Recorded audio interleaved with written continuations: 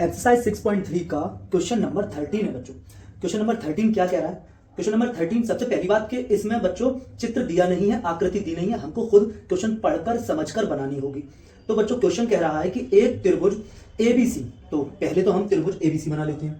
तो ये हमने बना दिया एक त्रिभुज एबीसी, ये बच्चों हमने बना दिया एक त्रिभुज एबीसी। इसमें बच्चों ये कह रहा है कि एक त्रिभुज एबीसी की भुजा बीसी पर एक बिंदु डी, एक बिंदु डी है, एक बिंदु डी है और वो इस प्रकार है, एक बिंदु डी इस प्रकार है बच्चों, इस प्रकार है कि कोण एडीसी, ये ए हो गया, ये बी हो गया, ये सी हो गया और इस पर बीसी पर एक पॉइंट है डी, एक बिंदु है डी और वो इस प्रकार है कि एडीसी मतलब ए और ये आपका डी, एडीसी मतलब ये कोण एडीसी हुआ, ये कोण हुआ बच्चों एडीसी। कोण जो एडीसी है वो बराबर है कोण बीएसी के, इस बड़े वाले की, बड़े वाले त्रिभुज में, बड़े वाले त्रिभुज में जो कोण बीएसी है उसके बराबर है ये जो राइट साइड में जो त्रिभुज बन रहा है और इसके अंदर जो ये कोण है, ये कोण और ये कोण बच्चों बराबर है, ये दोनों कोण बच्चों बराबर है। जब ये दोनों कोण बराबर है, अब इसके आगे क्वेश्चन हमसे ये कह रहा है कि हमें प्रूफ करना है, ठीक है ना, दर्शाइए या दिखाइए या सिद्ध कीजिए, बात एक ही है। क्या सिद्ध करना है? सिद्ध करना है बच्चों C A square equals to C B into C D, C B into C D. क्या बच्चों ये जो लिखा हुआ है, क्या हम इसको थोड़ा सा रफली अगर अपना दिमाग यूज करें, थोड़ा सा यूज कर लें, तो बच्चों क्या हम इसको कह सकते हैं कि C A into C A equals to C B into C D, ये कह सकते हैं। क्या बच्चों हम इसको ये लिख सकते हैं कि C A upon C B equals to C A upon C B equals to C D upon C A, क्या बच्चों हम ये कह सकते हैं?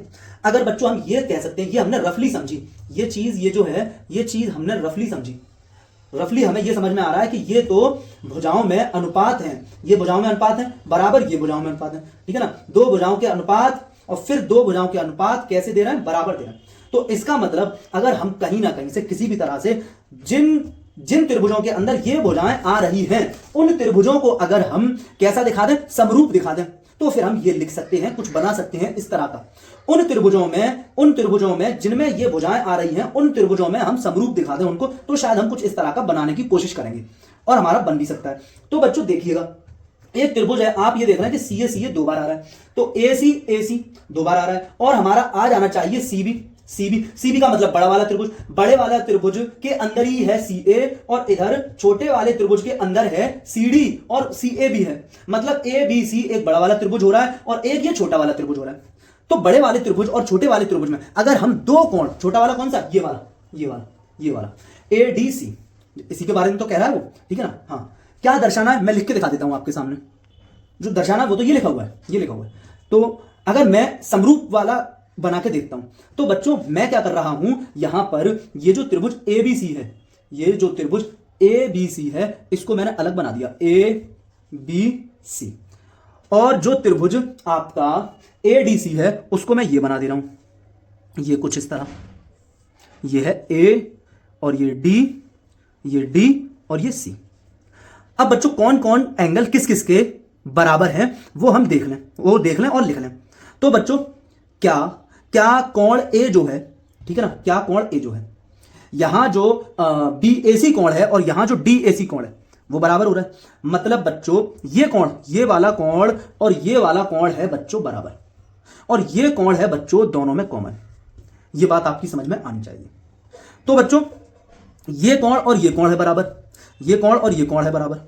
इस कोण का क्या मतलब है? इस कोण का क्या मतलब है कि क्योंकि बच्चों दिया क्या है बच्चों कोण, हम अगर दिया है की बात करें, दिया है, बता चुका हूं मैं आपको क्या दिया है की बात करें तो कोण एडीसी बराबर दिया है कोण बीएसी के, ये बच्चों बराबर दिया है कोण एडीसी, तो एडीसी ये है, एडीसी, इसमें अगर हम आ जाएं तो कोण एडीसी जो है, कोण एडीसी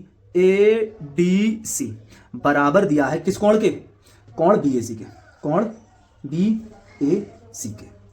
और बच्चों ये कोण कॉमन है दोनों में, कौन सा कोण कॉमन है? ए सी बी, कोण ए सी बी बराबर, कॉमन है ना, कॉमन है, इसलिए दोनों बराबर हो जाएंगे। और कोण ACD, कोण ACD ये दोनों में कॉमन है बच्चों।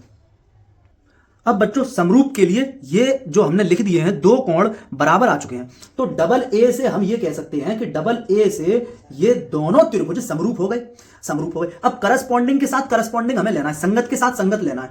तो अगर मैं इस वाले ट्राइंगल में बात करूं तो इसका जो ए है, जो इसका ए है वो इसके डी के बराबर है, डी के बराबर है।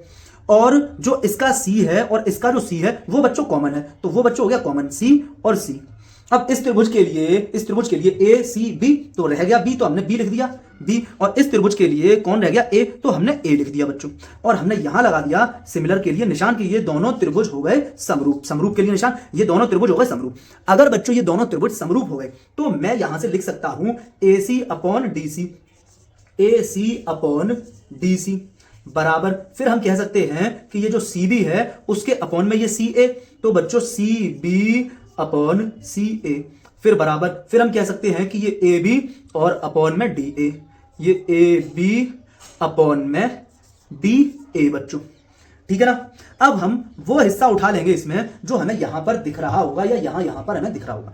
तो बच्चों CB CD, CB और CD, CB और CD, AC और AC, तो हम अगर इतनी चीजें इसमें से उठाकर क्योंकि ये तीनों ही बराबर है, तो हम ये कह सकते हैं कि AC अपॉन DC बराबर CB अपॉन CA बच्चों। अगर मैं क्रॉस मल्टीप्लाई कर दूं, ठीक है ना, क्रॉस गुणा कर दूं, ठीक है, कैची वाला गुणा कर दूं, तो बच्चों ये हो जाएगा AC into AC, AC into CA, AC एक ही बात होती है, AC इंटू AC बराबर, और ये हो जाएगा बच्चों CB इंटू ये CB, और CD DC एक ही बात है, तो ये CB इंटू CD CD। तो बच्चों हम कह सकते हैं AC का square equals to CB into CD। अब बच्चों देखें, हमें यही तो प्रूफ करना था, हम यहां तक भी देख लें तो हमें यही तो प्रूफ करना था, ये और ये एक ही तो लिखा हुआ है। और खैर हमने ये प्रूफ करना था और ये हमने सिद्ध कर दिया, ये हमें दिखाना था, दर्शाना था, हमने ये दिखा दिया, दर्शा दिया। तो समझ आया होगा बच्चों, कोई प्रॉब्लम हो तो कमेंट कीजिएगा।